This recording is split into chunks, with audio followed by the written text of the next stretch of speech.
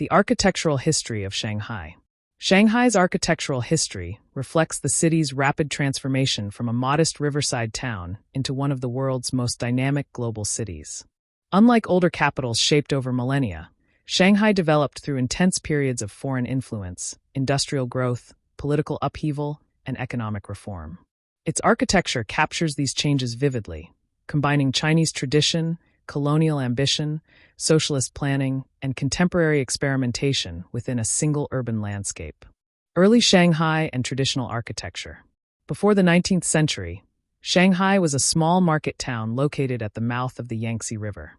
Architecture during this period followed regional Jiangnan traditions, emphasizing timber construction, courtyards, and inward-facing spaces. Residential buildings and temples were modest in scale, with tiled roofs, wooden beams, and decorative brickwork. These structures reflected Confucian social values, prioritizing family hierarchy and harmony with nature rather than monumentality. Much of early Shanghai's traditional architecture has disappeared due to later development, but traces remain in historic neighborhoods and temples, offering glimpses of the city's pre-modern character. The Treaty Port era and Western influence. Shanghai's architectural identity changed dramatically after 1842, when the city was opened to foreign trade following the First Opium War.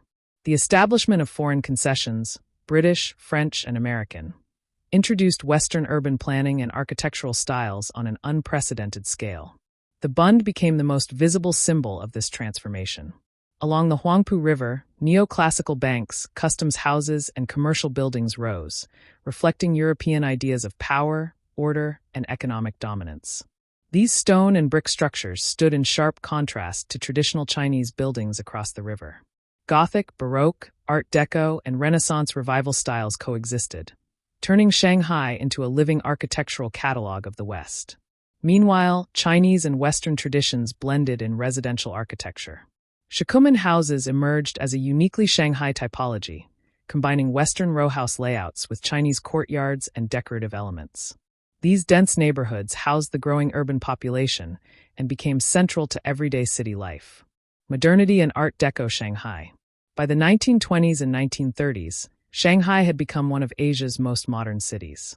Architecture during this period embraced modernity, technology, and cosmopolitan culture. Art Deco emerged as the dominant style, giving Shanghai a distinctive urban identity. Buildings such as the Park Hotel and Broadway mansions featured streamlined forms, geometric ornamentation, and modern materials. This era represented Shanghai's golden age, when architecture symbolized progress, luxury, and internationalism. Cinemas, hotels, and office towers reshaped the skyline, reflecting the city's role as a cultural and financial hub of East Asia. Socialist transformation and functional architecture. After the founding of the People's Republic of China in 1949, Shanghai's architectural direction shifted towards socialist ideals. Many private buildings were repurposed for collective use, while new construction focused on functionality and industrial production. Monumental Soviet-influenced architecture appeared, emphasizing symmetry, scale, and ideological expression. Housing projects, factories, and public buildings were designed to serve the needs of the working class. While architectural ornamentation was minimized, these structures played a crucial role in supporting Shanghai's industrial economy and urban expansion. Reform era and vertical growth. The late 20th century marked another dramatic transformation. Economic reforms beginning in the 1980s reopened Shanghai to global investment, triggering rapid urban redevelopment. Nowhere is this change more evident than in Pudong, where farmland and warehouses gave way to futuristic skyscrapers.